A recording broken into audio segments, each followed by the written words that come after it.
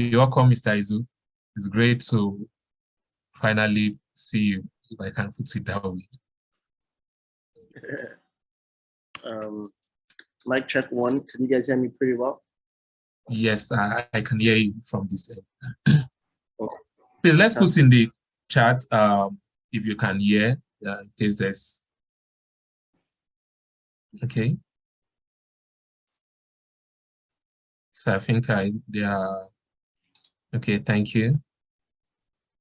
Thank you, Irene. So I think I can hear you. Okay. So you're welcome. All right. So can I deep dive now? Before you deep dive, right? Just to lessen the tension a bit and keep everyone relaxed. Very interesting profile, right? And I'm just here thinking, 3 master's degree, interesting. So I think the question will be, what informed the decision? Someone that likes reading, or you just like the degree? And I'm sure they are not in Nigeria. I stand to be corrected. Okay, so it's almost accidental. I like to say that if you're a writer, you write the kind of book you love to read. If you're a singer, you sing the kind of songs you love to listen to. I naturally like to be thorough. I don't want to be caught unawares in anything I find myself doing. So started a consulting firm at my early 20s, right? As you begin to have more challenging startups and businesses to restructure, you see a need to advance your knowledge base, right? You know, so that was what inspired it. And of course, I'm currently doing my PhD actually, right? Wow. So it was really important to me to not be an aspire to perspire type of consultant. I wanted to be deep and thorough. So in all sincerity, it wasn't something that was planned. It was the fact that I stumbled into challenge. I'm like, oh, this particular problem is a project management problem. If I knew a lot more about project management, I would probably be able to surmount this. So what? I'll take a shot at the PMP, right? Oh, this is an operational excellence problem. Oh, if I had a 6 Sigma black belt, I'd probably need to do better at this. So I think that's pretty much what it is. So I'll be pretending to act like I'm a DP. It's just one of those things you get off necessity, if you know what I mean. Whatever you decide to do, just be deep in it enough. Whatever is worth doing is worth doing well. I mean, I've chosen a path in startups and corporate restructuring. Why not just have an MBA? Why not have an MSc in operations? Why not have an MSc in project management? Why not have a PMP? But I mean, we're going to talk about this in the course of the class anyway, about just being detailed as a survival instinct. Okay. I think one last question before I yield the floor entirely to you. If you were not, say, doing PMP or what you are presently doing now, what is it that you would have been doing? Because again, you have a degree in mathematics. So let's keep all that. What would Eizu have been doing if we are not doing what you're doing now? Sarcasm, probably arts. And I did put a stunt. I did have a stint on early days of my teenage to my early 20s. I did a lot of poetry, right? And I also did a lot of rapping. A lot of people don't know this, but I had a rap group. And in that rap group, we had EJ Black Magic and Lynx, right? Lynx and EJ Black Magic, of course, became artists, mainstream artists. So if I wasn't doing what I'm doing, I probably spend a lot of time in studios, right? Whether I'm producing music or I'm rapping, right? I guess. But yeah, I think rap is something that is somebody saying, Oma said, wow. Trying to imagine you as one of our mainstream, probably challenging MI for the king of rap. Well, story for another day, like they say. So you're welcome, Mr. Eizu. It's great to have you tonight. So I'll yield the floor to you now, and you can get to it.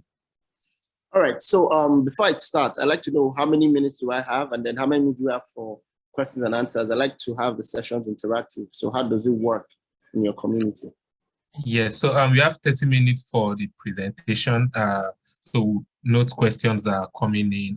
We could decide to answer questions as they are coming in, or wait till the Q&A, which is immediately after the presentation. For 15 minutes, we take questions that people would have, right? And then we wrap up after that. Okay. All right, so that's fine. So I have a slide. I usually like to share my slide after a session, right? So please remind me to send it to you when I'm done. And 30 minutes is a very short time to run through slides. So I will just sort of have a decent conversation and solve problems, hopefully. Now, I'd like to know the people I'm talking to. So if you're on the chat section, you can just quickly, if you're here, you can quickly go to the chat section and just tell us what you do and what your business challenge is. My assumption is that a lot of people here are entrepreneurs. So a lot of my commission will be tailored around entrepreneurs. Like I said, if you're a writer, you write kind of books you love to read. If you're a singer, sing the kind of song you love to listen to. All my life, I've been an entrepreneur. I sit on a few boards, probably like 79 boards of businesses. Some of them have up to 50 to 100 staff. And so I'd like to talk to, I'm assuming I'm talking to CEOs and entrepreneurs. At any point in your life, at some point in your life, you have to be an entrepreneur, whether you are going to sit on a board. At the point where you make enough money for money to work for you, you know the ESBI quadrant, you start up a career as an employee, then you become a self-employed, then you become an SME owner, and you become a big business owner, and eventually you become an investor. That's the trajectory, the ideal trajectory of everybody's growth in business. Start up as an employee, whether it's internship, whether it's corporate Nigeria, right? And after a while, you move to being a self-employed, you find what you're passionate about, you know, what you love to do effortlessly, sort of what the Japanese would call the ikigai. When you find your ikigai, you know you have to take a move. Ikigai is 3 circles. When you find out what you love, find out what you can be the best at, and then when you find out what you can make the most money from, you take a leap to being self-employed to chase that. As you become self-employed, you begin to quickly develop capabilities to not just be a level 1 leader who's good at what he does, but being able to be good at what you does, being able to be good at what you do, but more importantly, learning to do that thing through other people. So I'm a management consultant. That's why I started my career. I'm transiting from being the guy who writes business plan and restructuring to running a team that does consulting and restructuring. So, and that's how you start to make that leap. So let me just deep dive into today's conversation. I was told it's supposed to be about cash flow management. So I would still talk about cash flow, but I'll deal more around management. But let me start with why I'm here, which is cash. Cash is king. Everybody knows that, and they say that all the time. And every day in my interactions with businesses, 13 years deep, maybe over 1,000 CEOs, right, in up-close interactions. Interactions means I've been a part of their growth process, whether it's iFitness, whether it's Rough and Tumble, whether it's Essenza, whether these are brands that we can say we were part of the growth process as consultants.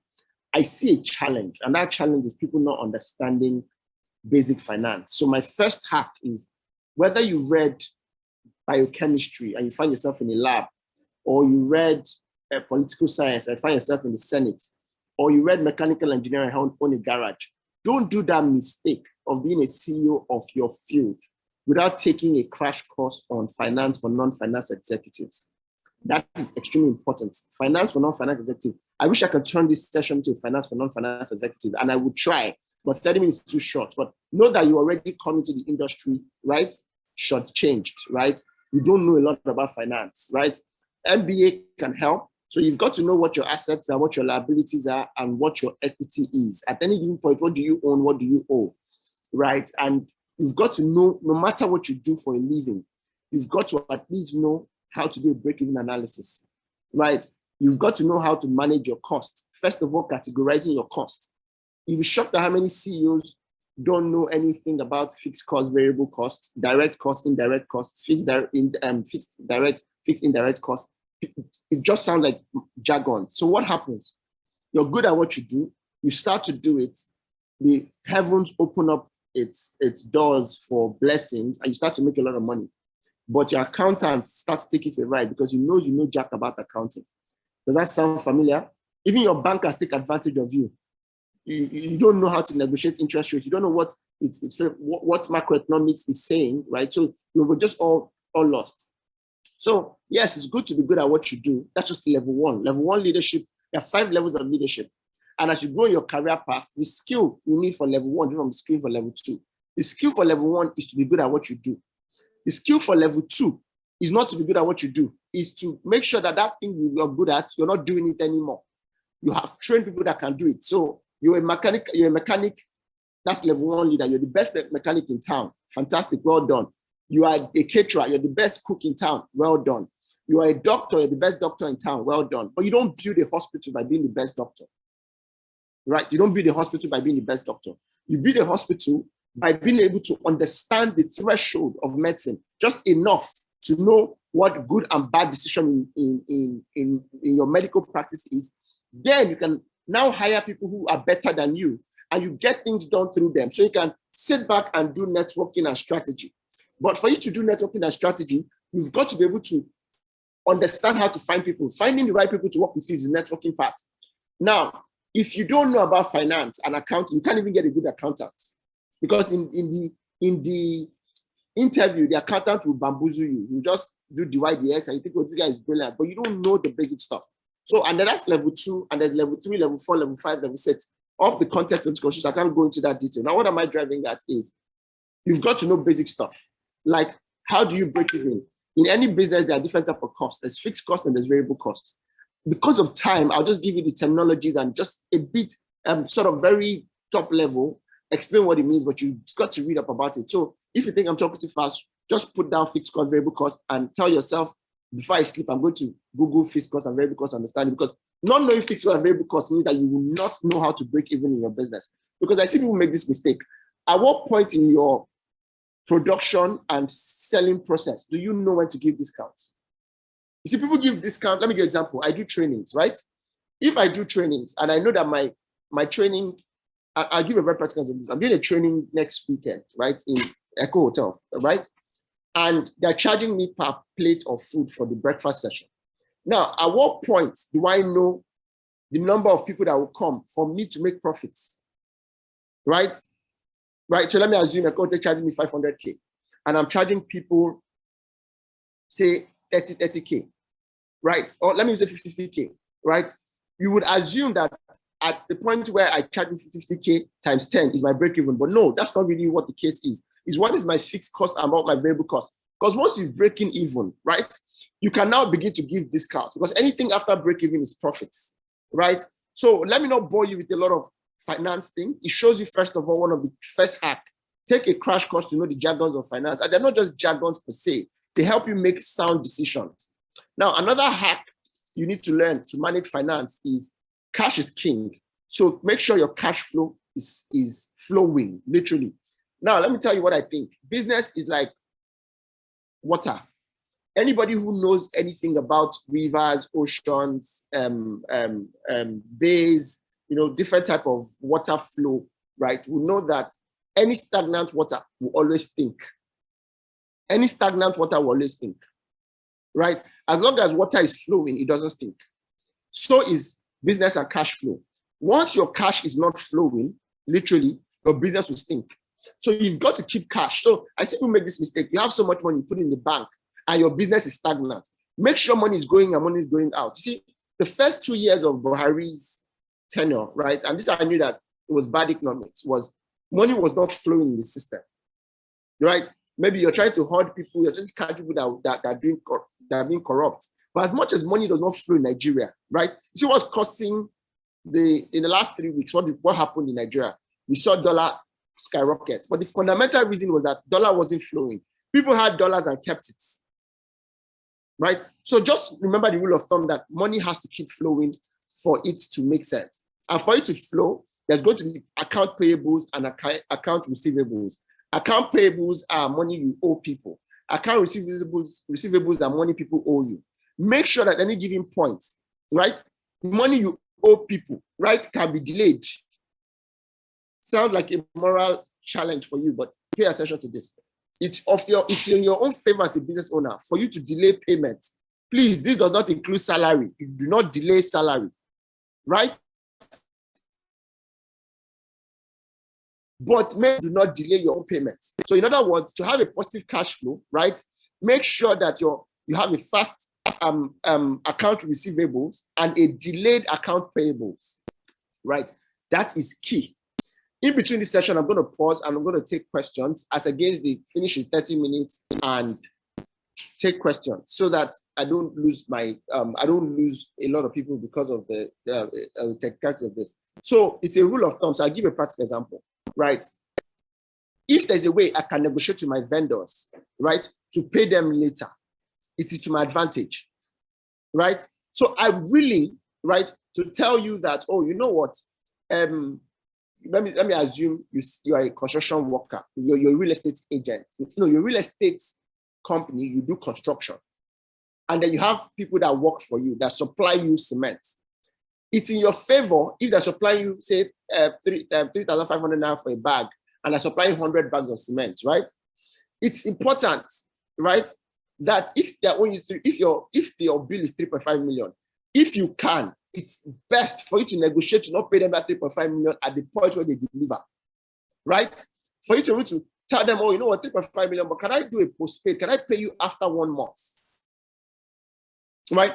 Because you need that cash in your system to use that cash to do other things. So you can take part of that money, right, to do marketing and sales instead of paying your 3.5 million naira on sponsored ad.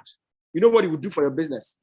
By that 1 month, the 3.5 million naira would have made enough money because people that have seen your ad and have paid you, then you can pay that guy more. Even if you need to pay him extra 100K for delayed payment. And in this case, not delayed payment because there was an agreement to pay at when you're paying, right? So I don't know if that sort of makes sense. Now, account receivable is, look, you're negotiating my consulting fee. I tell you my consulting fee is 10 million naira for consulting. And you say, what best can you do? And I tell you that, you know what, it's 10 million. But if you're going to pay now, you can pay 9.5 million. But if you're going to pay later, you have to pay the 10 million. You see what I just did? I just made sure, I just sort of subliminally ensured that you pay me earlier, right? So there are basic hacks like that, right? In other words, when you keep doing this, for people who don't understand finance, when you look at your income statement and your balance sheet and your cash flow, what you're going to find out, right, is that you would have a positive cash flow. So you don't need to understand cash flow statements in detail, right? But it's important that you understand how this works, right? So now another thing you need to do is to have a budget. One thing you need to do in your business is to have a budget, right? Now, if you don't define where your money is going to, you end up wondering where it went. It's just the basic psychology of business, right? At any given point, Nigeria has happened, so I hope they can turn on the gen quickly, right? Now, as a business owner, have a budget. Before the money comes in, I mean, people owe you money. Before the money comes in, have you defined what you use that money to do, or what you would use that money to do before it comes in? Remember, if you don't define where your money is going to, you end up wondering where your money went. Money is like a spirit, right? It would always find a way to spend itself as long as you don't have a plan, right? Then for your saving, ensure that you have a separate account for saving, right? See, the psychology of money is that you look at your account balance, you see that you have 18 million that you're not using. Credit, your GT or Zenith Bank, or right, has 18 million. That's when you now realize, right, that economy class, that your leg hurts when you enter economy. So you need to enter business class, right? So budget helps you cut your coat according to your size, right? And me personally, this is what I do. I also practice what you call the 50-30 rule, 50-30-20 rule, right? 50% of your money should go into the business, right? 30% should go into what the things you want, and 20% should go into saving, right? 50% is put your money back in the business, right? 30% is all of your wants, you know, your family expenses, your health, your tithe, your offering, all the things you believe in, basically. If you like to chop life, that 30% is part of your Friday night chop life. 20% is keeping money afloat, right? Saving it in your private savings account, locking it away. Depending on how big it is, you can put on fixed deposits. But at the end of the day, you realize that you have a better structure. Now, as you become bigger, you can move from 50-30-20 to even 40, right? 40-20, right? Or 60, right? 10, whatever it is. But you've got to have that. Then I saw a quote, and I thought this quote was interesting. For a lot of things that we do, I will spend money on. The first thing you want to ask yourself is, the things I'm spending money on, are they CapEx or OpEx, right? Capital expenditures are the best way to spend your money on. You see, the problem with Nigeria is not that Nigeria is borrowing money. The problem is that Nigeria is borrowing money for your current expenditure, what you call operational expenditure, as against capital expenditure. Capital expenditure are things that you're doing, right, to expand your business. I've seen people do a lot of errors. I'll give you a practical example, and this is not a shot at anybody, right? Try Bali. I've seen my brothers in Igbo land make this silly mistake. So you run a transport company, right? You own luxury buses. You've made so much money. At the end of that year, you made 200 million. You start to do 200 million now to buy more buses for the next year. At the end of December 31st, your balance was 300 million you're not using. Instead of that 300 million to put back in your business, even if you use the 50, 30, 20 principle, right? Take 50% of that 300 million to put back in your business. My Igbo brother wishes to go and buy land and build a house in his village, right? A place where you go only twice a year. Half of your money is gone. Even in Lagos, you used to build a hotel. Now, there's nothing wrong with building a hotel, except that hotel is not your main business. So you're starting the next year with almost zero balance, with cars that were not properly furnished, refurbished, sorry. No proper maintenance, right? Matter of fact, no insurance, because you should put all the money on other things without, because it's like a chicken that lays a golden egg. What do? You don't eat the chicken that lays your golden egg. You don't try it. What you do is you serve the chicken so that I can keep laying golden eggs. But people eat the chicken that lays their golden egg, So I think that's a very important part of this conversation. So I've seen something that I personally, if I see something I really like that is not part of my business, I will ask myself, how much buying that thing, how much does it affect my business? You're owing staff salary, you went to buy the next new car, right? You're owing people, your vendors money, right? You're sort of killing it on Instagram, right? All you get is likes and people move on, right? So at the end of the day, you've got to be able to prioritize. Don't sweat the petty things and don't pet the sweaty things. Don't major in the minor things, right? It's important. When you want to buy stuff, ask yourself, how many times over can I buy this stuff? Like Jay-Z would say, if you can't afford it twice, don't buy it. If you can't afford what you're buying twice, don't buy it. Then, for how long can you keep living your lifestyle if you stop doing what you're currently doing right now?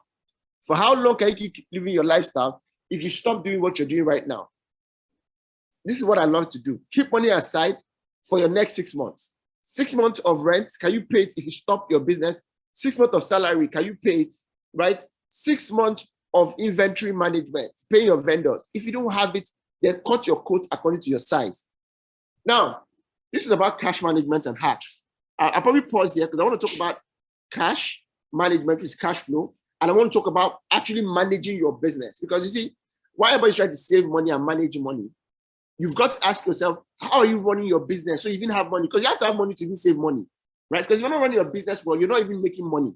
So I'd rather just pause and take questions, and I'm going to talk about what my core is, which is basically building structures as systems. What structure systems do you have in your business for your next 5 moves that guarantees your success, right? So at this point, I'll probably just pause, right, and take feedbacks, questions, and that anyone has, you can just unmute your mic, right? Or anybody in admin for Herconomy, you can actually read up any of the questions, and then I'm going to respond to it. But if you're getting value, just let us know on the chat section as well. Okay, thank you, Mr. Eizu. So there are comments that come in the chat as you were presenting. I think the first set, we had people introducing themselves and saying what they do. So we had Sheon, who shared that she's a fashion, she owns a fashion brand tailored to meet stylist demands in designing men's leather footwear. We only make when you order. We had Ioma also say what she does. She's a banker, a blogger, and most recently a podcast host. Sanet Skin also shared what she does, skincare, Bemi textile. Fumi, she has a bakery. Ihoma has a printing press. We have a digital marketer, and okay, we have a question from Emmanuel. So Emmanuel says, in delaying payment, I think when you were talking about speaking earlier. In delaying payments, how do I know when it is in my best interest as a business, especially if it's in a foreign currency?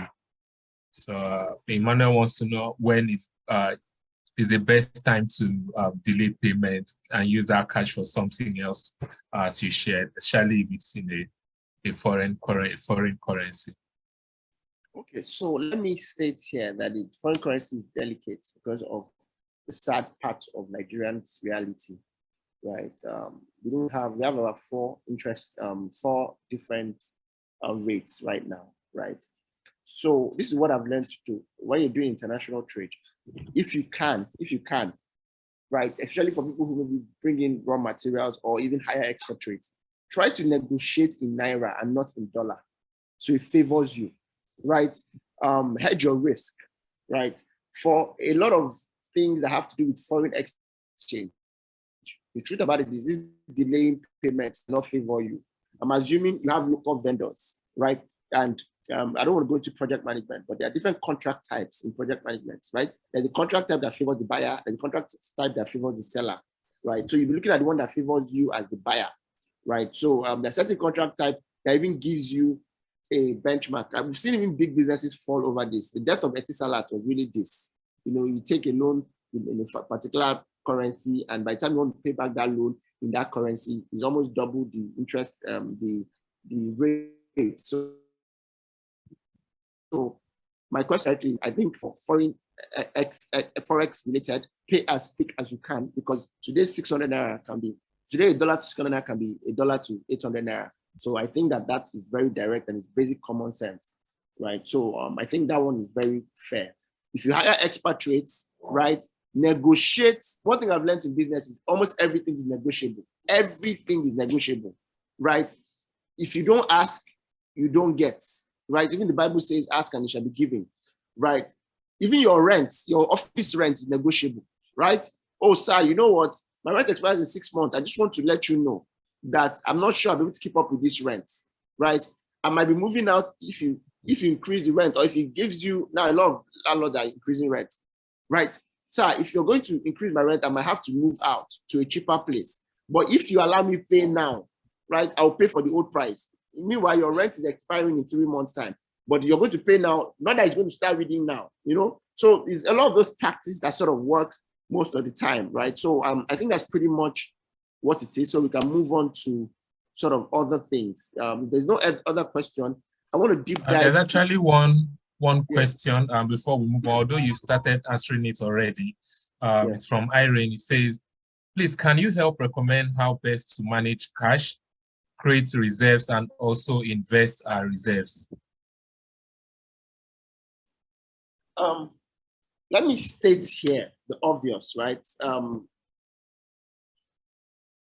3 master's PhD in view. I am not still a finance expert, right? But there's just basic common sense, right? And first of all, the wrongest place to put your money right now is in the bank. Absolutely wrong, right? Inflation rates, as I speak to you now, right, suggest that you have no business putting your money in the bank, except that you don't want armed robbers to come and steal it. If it's by interest rates, it doesn't make any sense, right? Our current interest rate is pegged at 14%, right? Our current interest rate is 14%.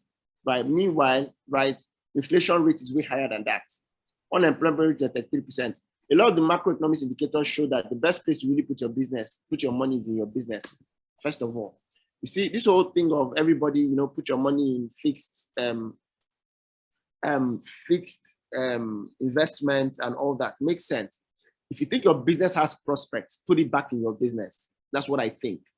Second one is, of course, the Forex, because I see people make this mistake all the time. Oh, they said land is the safest form of investment. You're running a business that is doing well, right? That if you put more money in that business, you to do well. But you take out the money in that business and you to go and buy land in Ekpe, because Dangote refinery is opening next month. Even the Dangote is looking for money to complete the refinery, right? You said the seaport is going to open. Even the seaport that is supposed to open, they've not started actually bringing in the equipment to open the seaport. There's going to be 4th mainland bridge. The 3rd mainland bridge itself, they've not finished the potholes that are there, you know. So realistically speaking, right, pay attention to putting your money in your business. Another best bet is on Forex. And of course, CBN does not want to hear this, right? The anti-monetary policy. But the truth about it is, the way the country is right now, you save yourself before you save anyone else, right? If you put your money when dollar was 500, your money would have increased by a large percentage now. But like I said, you have to have money to be able to put that in dollars. I've learned these days to negotiate my fees in dollars, right? If you're in Nigeria and you're not earning money in dollars, right? Even if it means you talking to your family friend abroad to say, please, can I use your address? I'm going to register a company in the US, so that you can start to get, of course, it helps even your brand equity, so your international brand, right? So I think that's one of those key things you need to do, right? And of course, another thing you can do is, if you have enough money, maybe like I said, if you write a kind of book you love to read, if you're a singer, sing the kind of songs you want to listen to. If you look at the CAGR, the cumulative annual growth rate of a lot of companies, you know where to put your money, SMEs that seem to have more demand than supply. So I'd rather put my money in a startup than put my money in a treasury bill or whatever it is, provided that I am sure that the startup will scale. And I look out for two things. Do you have a demand, or do you have a supply problem? If you have a supply problem, I'm going to put my money in. Two is, do you have great character as founders? You see, people don't invest in ideas. People should invest in people. I read an article about Amazon, and I was reading something about Jeff Bezos, that the guy who gave Jeff Bezos a seed fund, when Jeff Bezos tried to sell him an idea of an online store, the guy gave him the money without even understanding what it was. But the guy said later that he's never heard of the word internet, talk less of an online store, when he gave him the money. So everybody asked, so why did you not give the guy the money? You don't understand the business. Says, I don't need to understand the business. I just need to understand the person. See, what makes a business very successful is, first, the quality of the people behind the business, more than the quality of the idea. Look, a great idea with bad team will do worse, right, than a great idea with a bad team will do worse than a good team with a bad idea, right? So I think that's pretty much what it is. I think my time is almost up. Let me talk about what is really key: building systems and structure. Because all these cash flow conversations, when a lot of people have it, they have it in the context of, I'm self-employed. When you become an actual business, right? An actual business means that you have a team, you have a structure, you have a system. You will see that your cash flow becomes easy. Matter of fact, you become a business that first has access to credit, which supports cash is king, because you have a system. A bank would give you money if you have a system that you're self-employed, first of all, right? Investors will give you money if you have a system, if you have corporate governance and all that. And that's why I think it's important to sort of state those obvious. Now, how do you move from being a self-employed to a guy who can access funds, right? It's extremely important that you understand how that works. Now, there are basic things that must happen. You must move from being a self-employed to being an entrepreneur. And between being a self-employed and an entrepreneur, there is a gap. And what moves you from being a self-employed, I like to call a self-employed a technician. A technician is, I am good at what I do. I started a business based on what I do. The lady who said she's into bakery is in a crossroad between being self-employed and being a business owner and entrepreneur. A baker is not an entrepreneur. A baker is a self-employed. And this is what I mean. Self-employed means I can bake. But if I fall sick and I collect your money, and your wedding is on Friday, and I collect your money on Wednesday, and I fall sick on Wednesday night, you might not see your cake because I am the bakery, right? I'm a doctor. If people shop in my hospital and I'm not there, they turn around and go to another hospital because the doctor is on vacation. You are self-employed. So how do you move from there? Develop management capability. How to manage people, how to manage finance, how to manage structure, how to have organogram. You've got to learn a little bit of HR, a little bit of finance, a little bit of operations, right? You've got to learn a little bit of marketing, right? This is basic stuff you must know. A technician supplies the output. If you're not there, there's no output. A manager supplies order. If you don't have order, you cannot have management. Order means chain of command, hierarchy, division of labor, right? Delegation. If these terms are something that is far from your reality, then you have to mop up those capabilities. Then when you have a manager, you can now become an entrepreneur. An entrepreneur supplies the vision. Now pay attention. There are three levels: technician, manager, entrepreneur. A technician supplies output, a manager supplies order, and an entrepreneur supplies vision. Meaning that your main work is to have vision. Your main work is to manage people and to network. Management, vision boarding, and being able to networking, strategy and networking and management are your key work. And how do you move from that? Basically, it's for you to understand that there's certain templates you must have. First, you must have a system, and I rather call them systems and templates. You must first of all have an organizational, what's the word now? A primary key for your organization. What are the primary key? What are the primary aim for your organization? What's your biggest picture? If I tell the baker who says she's self-employed and she wants to become a business owner that owns a bakery with 100 staff, the first I'm going to ask her is, when you close your eyes, what is the biggest vision you see of you being a baker? And I figured out something from Nigerians. Nigerians are afraid to dream. Nigeria just want to survive. Nigeria just want to survive. You'll be shocked at how somebody that is a pilot, his biggest aspiration of being a pilot, right, is to be able to fly maybe the Boeing 747. Let me assume he's flying just a normal Embraer or even an Airbus. And my question is, what will stop you from dreaming of owning the airline? What will stop you from even owning the factory that produces the plane? I'm not telling you that you're going to get it, but the spiritual principle around dreaming big is even if you fail on that dream, you still land on everybody's success. So you dream big and aim small. And how do you do that? You have great vision, great mission, great core values. Your core values lead you to your second system, which is basically strategic objectives. And I'll give a first example. My core values in my company is excellence, energy, and growth. And as I'm talking, you can see that in why I'm talking. You can see that I have a knack for excellence, and that's why I want to go to the extreme end of the knowledge base of my industry. I want to have a PhD in what I do. The only one on my team, for example, who does not have a first-class degree. Everybody on my team made a first class. And why is that important to me? Because I don't want to negotiate excellence. I don't want to hire you and be teaching you the difference between this, and these. Right? I don't want to do it. It's very distractive. Instead of me to write business plan, what we'll be doing is English lecture in the office. It's very distractive. So I want to have people who already understand excellence, who in their school, they did not make 55 to graduate or 49. You know, there are people in school that once they make 41, they're happy because 40 is the cutoff mark out of 100. I want people who, if they make 40, right? 40, they would not be happy.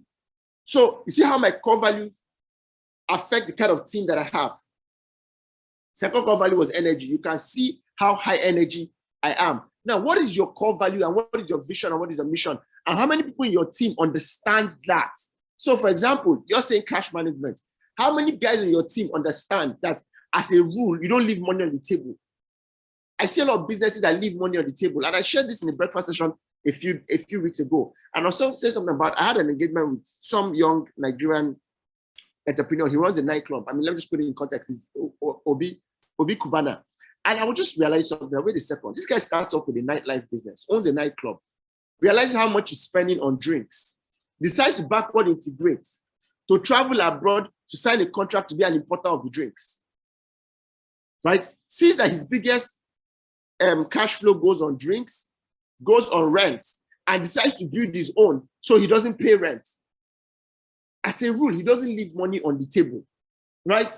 If he goes on vacation, he's on vacation, no? He might just decide to do a master class while he's on vacation. Don't leave money on the table, right? So, but you know that that's your core value. But do the members of your team know that that's your core value? Do they know that you don't like waste as a core value, right? You can't be consistently inconsistent with where you consistently want to be. I'll say that again. You can't be consistently inconsistent with where you consistently want to be. So have a primary aim, have strategic objectives. Strategic objectives are basically the keys to your success. And then you have an organizational structure. Do you have an organogram, right? Do you have job description for your team? Do you have SOPs for your team? Do you have a threshold of what you can achieve and what you can accept and what you can't accept? When you have all of this, how do you measure your own success? Do you have a way to measure Somebody walks into a hospital, for example, the doctor knows what to measure. He measures your temperature, he measures your heartbeat, he measures your sugar level, and he knows whether you're sick or not. Now, he might not know what type of illness you have, but if your heartbeat is too much, that you have high blood pressure, right? If your sugar level is too high, if your temperature is too high, you know he's not going to let you go. He's put you on admission, even though they don't know what's wrong with you first. Do you know how to measure the equivalent of those three things in your business? That's what you call the balance scorecard. I probably have to stop here. Clearly, you can see how 1 hour is not enough for this type of conversation. But hope it was worth your time. I'm going to stop and take questions, and then we can call it a day at this point. And I really wish I could go on and on. I have about 45-page slides, and I'm almost on my 6th. But hope this spurs you enough to know that just the same way every business, every religious person, whether if you're a Buddhist, you probably need a monk. If you're a Muslim, you probably need an imam. If you're a Christian, you probably need a pastor. In your business, hope you have a business consultant. And I think that's the best way to end this.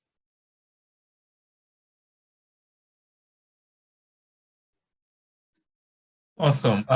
Thank you, Mr. Eizu. That was another, let's say, masterclass. And I think people already. So let's put in the comments in the chat how that was awesome as usual. Thank you. So, okay, we have people saying thank you. So there were questions that came in earlier that we had not answered. So I'll just read them out and give you time to probably address as many as you can. So if you have questions, you can also drop in the chat. You could also share how this session has been. So we have here, okay, we've taken this.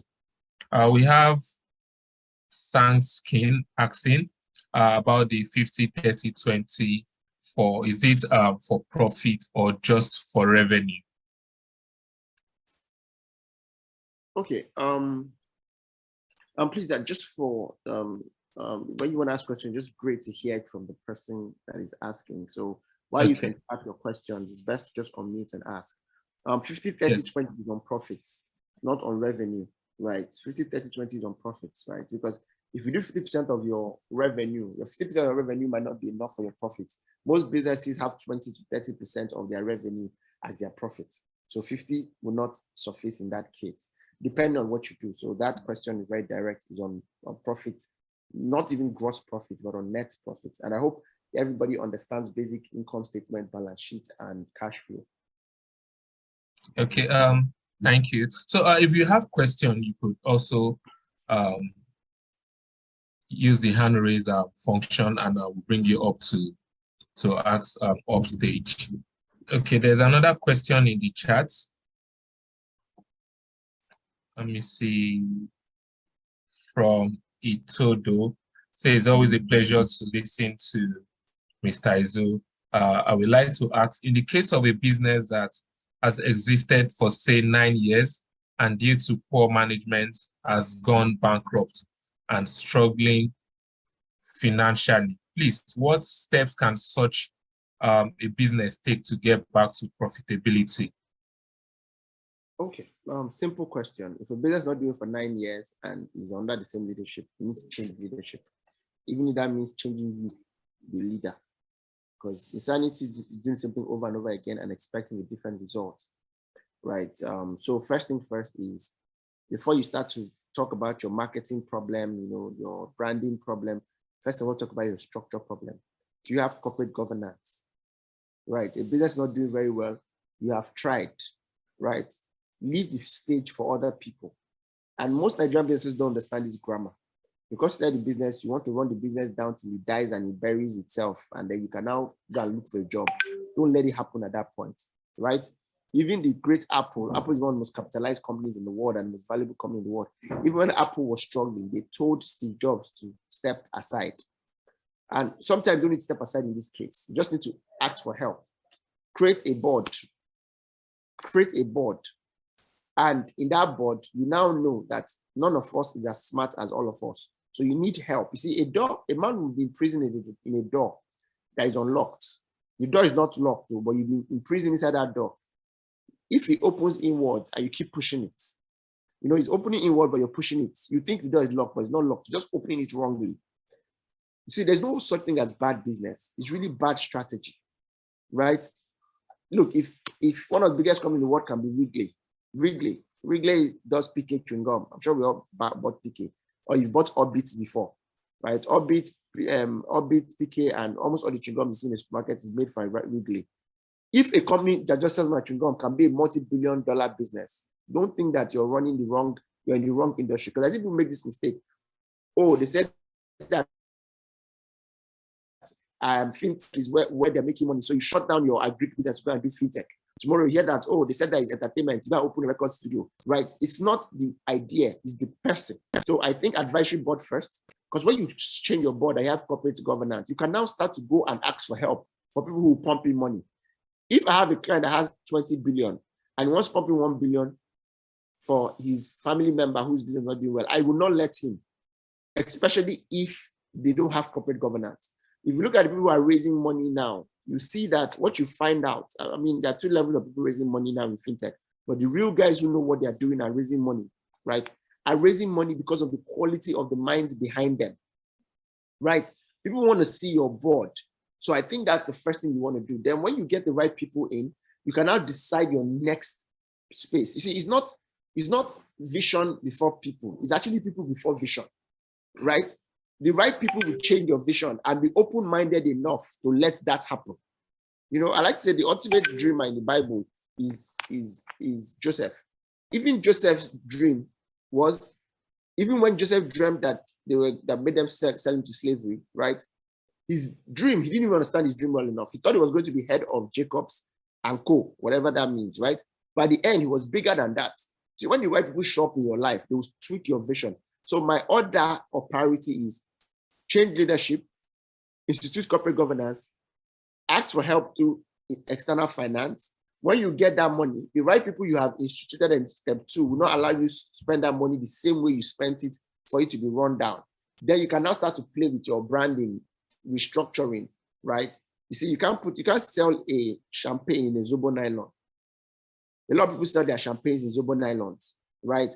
And that's because you don't have money to package properly, right? So I think that's pretty much what that answer would be. If it's not doing well, you need to raise money, but before you raise money, you need to know where your money is going to before you raise the money, and people that are going to help you spend the money. Awesome.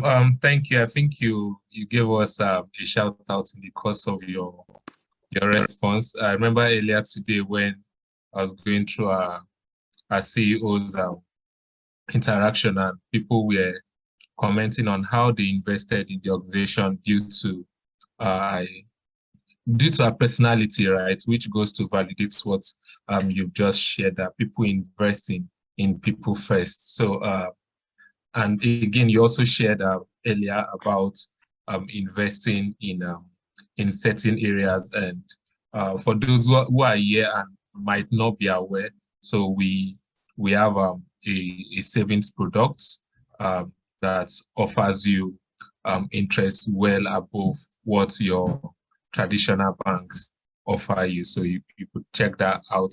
That is available on Android and on Play Store. Okay, I see Ioma has a hand up. Ioma, you can unmute and ask your question. Okay. Hi, good evening, everybody. So my question is this. I've listened to everything that the facilitator has said, but it seems that most of the rules that he gave apply to like your standard businesses. Now, for somebody like me who I'm a banker, that's my full-time job, and then I have a blog by the side. It's not monetized yet, but eventually I want to get to that place. Now, do you think that I can maybe pick this 50, 30, 20 rule and apply it to my side hustle or my side thing as a blogger? Or do you think I can use the delay payment rule for my job or position as a blogger? Do you think that these things have to be tailored to the type of businesses, or do we just lift exactly what you said and then apply it to our various industries. So I just want to know if that's that. Okay, so first things first is before you make up your mind, you open it, right? Before you make up your mind, you open it. I think 50-30-20 as a focus applies to everybody. Let me give you an example. You work in a bank, they pay you 250K, right?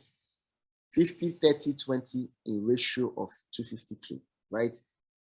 250K, 50% will be about 125K. You put out that 125K aside, right? You spend the rest 50K and the rest 125K in the ratio of 30-20, right? I don't know how this doesn't apply, right? Now, what you need to define is what is your 30 and what is your 20? What is your business? Is your business taking care of yourself, or is the business taking care of your blog business? Imagine what will happen if you put 125K on your blog. Okay.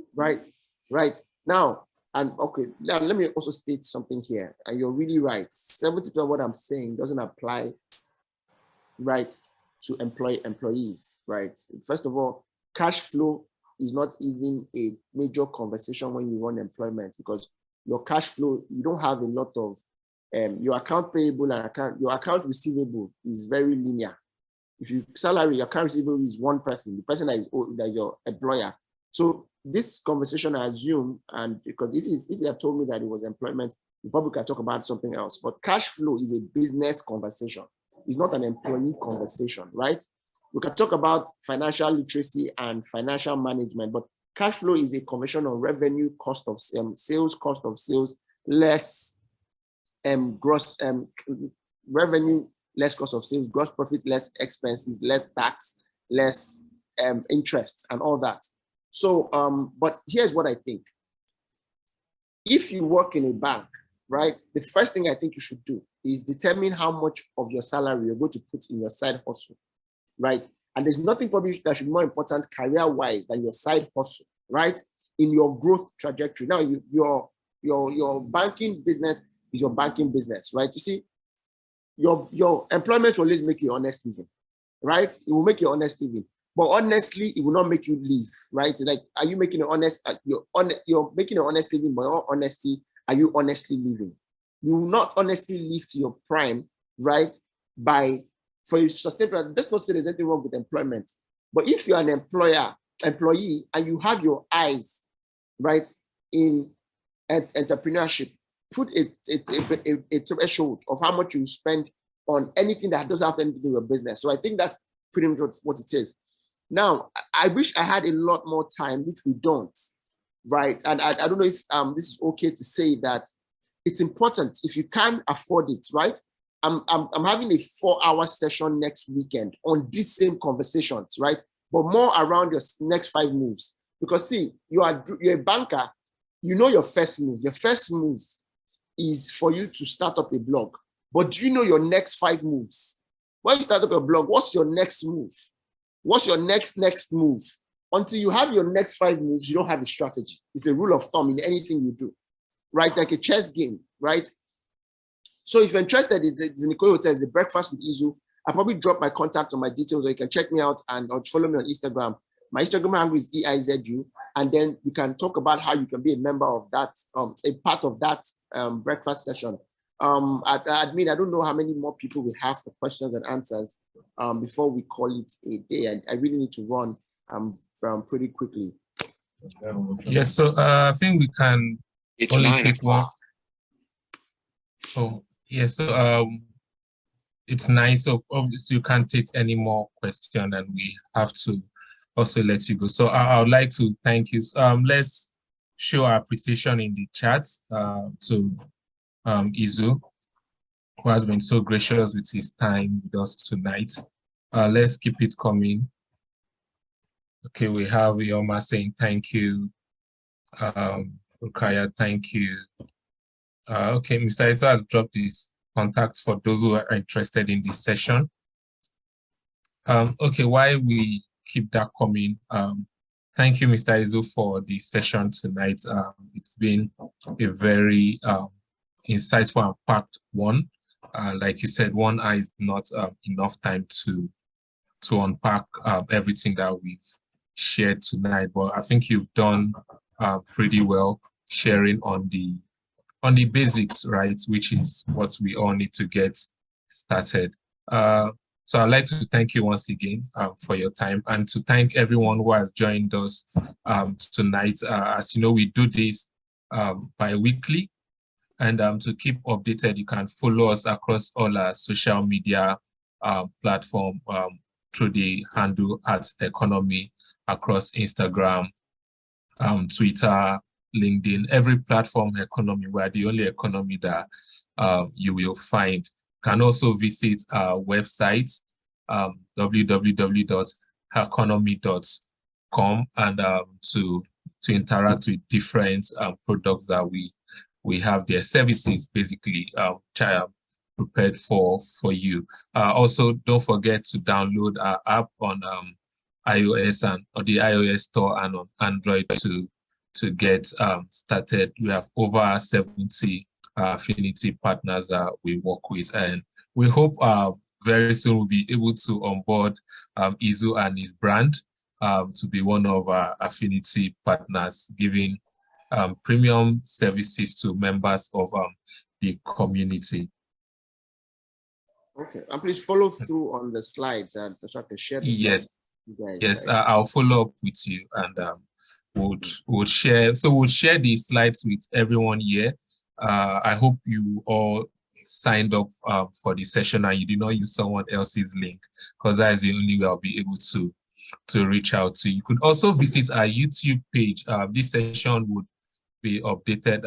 Eizu has been so gracious to give us permission to share this publicly. So we'll share the recording on our YouTube page. You can visit there in 2 days. It will be up and you can rewatch and keep track. You could always revisit it, as well as other past sessions that we've had. Again, don't forget to visit the website to keep tabs of future events that will be coming.